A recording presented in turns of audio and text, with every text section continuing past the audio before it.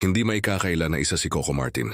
Sa pinakamatagumpay na aktor ng kanyang henerasyon, ngunit higit pa sa pag-arte, pinatunayan niyang kaya rin niyang pamunuan ang isa sa pinakamalaking proyekto ng telebisyon bilang direktor.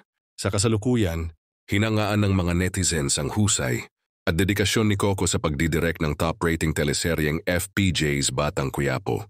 Sa mga lumabas na behind-the-scenes clips at litrato sa social media, makikitang hindi lamang umaarte si Coco bilang tanggol, kundi personal din niyang inaasikaso ang bawat detalye ng produksyon.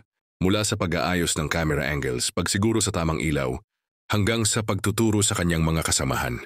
All in si Coco para matiyak na world-class ang kalidad ng bawat eksena.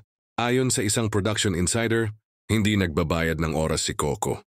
Kahit mahaba ang shooting day, nandyan siya para siguraduhin na lahat ng eksena ay makakapagbigay ng impact sa manonood. Ang husay ni Coco sa pagdidirect ay makikita sa resulta.